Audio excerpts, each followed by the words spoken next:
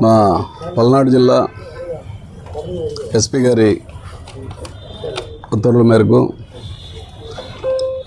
ఈ చిల్లూరుపేట పోలీస్ స్టేషన్లో ముఖ్యంగా నాదెండ్లకు సంబంధించి ఒక ఇంపార్టెంట్ గంజాయి కేసులో ఈ ప్రెస్ మీట్ పెట్టడం జరిగింది. అదేంటంటే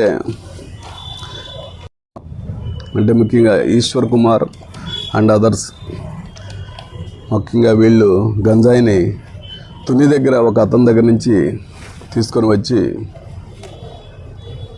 ఇక్కడ ఆ మిగతా ఉన్న 14 మందే కాకుండా ఇంకా చాలామందికి చిల్లూరుపేట టౌను పరిసర ప్రాంతాలు ముఖ్యంగా ఈ మండలాల్లో అతను బాహాటంగా ముఖ్యంగా ఇంజనీరింగ్ స్టూడెంట్స్ వీళ్ళకు కూడా అమ్ముతున్నట్టు సమాచారం మా సిఏ గారికి రాబడింది. దాని మేరకు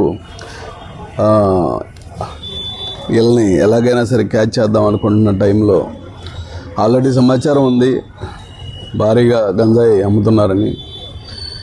ఎక్కడ పెట్టినా గంజాయి తాగి ఈ రెఫ్రాఫ్ గాళ్ళు గొడవలు చేయడము, వాళ్ళ గంజాయి తాగిన తర్వాత తెలియనితనంలో భయంకరంగా ఎవరిని పడితే వాళ్ళని కత్తితో పొడవడం జరుగుతూ ఉంది. కత్తి ఉంటే కత్తి, బాటిల్ ఉంటే బాటిల్, ఏదుంటే దాంతో పొడుస్తూ ఉన్నారు. మరి దీన్ని ఎలాగైనా అరికట్టాలన్న ఉద్దేశంతో ఆల్రెడీ మీ అందరికీ తెలుసు ఒక ఈగల్ టీం కూడా ఫామ్ చేసి దానికి మాకు ఒక ఐజీ గారు సపరేట్గా వర్క్ చేస్తున్నారు. దీని మీద అండర్ ఐజీ కంట్రోల్ మా ఎస్పీలు మా సిబ్బంది అందరం కూడా తీవ్రంగా కృషి చేస్తున్నాం గంజాయి పట్టుకోవడానికి.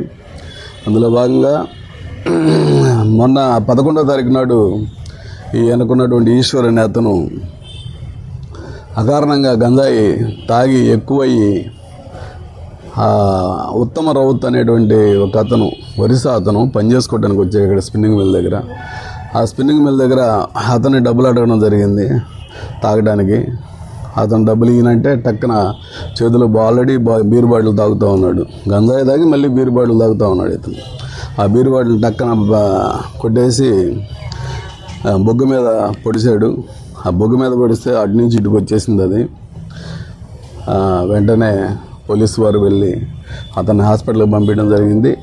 అది 307 కేసుగా నమోదు చేసి నాదెండ్ల పోలీస్ స్టేషన్లో నాదెండ్ల ఎస్ఐ గారు మరియు సిఏ గారు మరియు చిల్లూరుపేట రూరల్ సిఏ గారు ఒక టీమ్గా ఫామ్ అయ్యి 3 మంచి టీంలు ఒక్కొక్కరికి ఒక్కో టీం తీసుకొని మెడికల్ లాంటి కానిస్టేబుల్స్ని ఇతన్ని ఎలాగైనా పట్టుకోవాలని, ఎందుకంటే అతను చాలా దుర్మార్గంగా పొడిచాడు. అతను చనిపోయే ప్రమాదం నుంచి బయటపడ్డాడు లక్కీగా.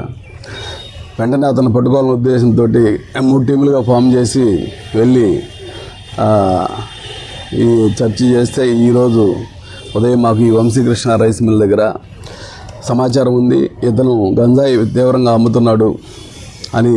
ఆ సమాచారం మేరకు మా సిఏ గారు ఆ 3 టీములు ఒకేసారి దాడి చేసి వంశీకృష్ణ రైస్ మిల్కి వెనక వైపు బాగా బుషెస్ ఉంటాయి, మీకు ఐడియా ఉండి ఉంటుంది.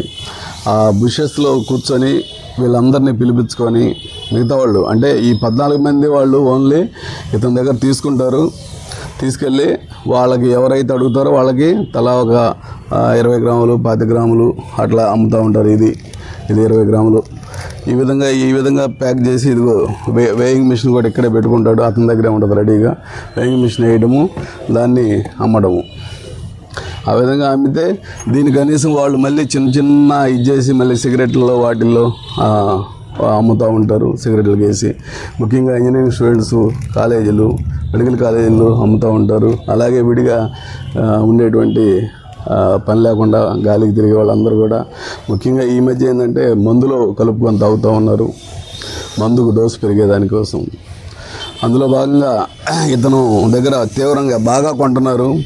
మరి అతని బిజినెస్ చాలా సక్సెస్ఫుల్గా ఉందనే దానికి ఇదే ఉదాహరణ. చూడండి, ఇక్కడ సుమారు 130 గ్రాముల బంగారం అతని పొజిషన్లో దొరికింది ఈరోజు. అతన్ని అరెస్ట్ చేసేటప్పుడు ఈ యొక్క బంగారము, అతని చేతికున్న కడియం మరియు 4 ఉంగరాలు ఇవన్నీ కూడా అతని ఇంట్లో కాదు, ఇవి ఇంట్లో ఏం లేవు సెర్చ్ చేస్తే, కానీ ఇంత బంగారం అతని పొజిషన్లో దొరికింది. 130 గ్రాములు, దాదాపు 12 లక్షలు కాస్ట్ చేసేది. ఇదంతా కూడా తన సెల్ఫ్గా కన్ఫెషన్ చేశాడు వాలంటరీగానే. ఇదంతా వీళ్ళకి అమ్మినటువంటి బంగారం ఆటోమేటిక్గా అమ్ముతున్నా. అతను తెచ్చేది 6,000కి తెస్తాడంట. తుల్లో ఒకటి సపోర్ట్ చేస్తాడు ఇతనికి. అతను కూడా త్వరలో పట్టుకుంటాము.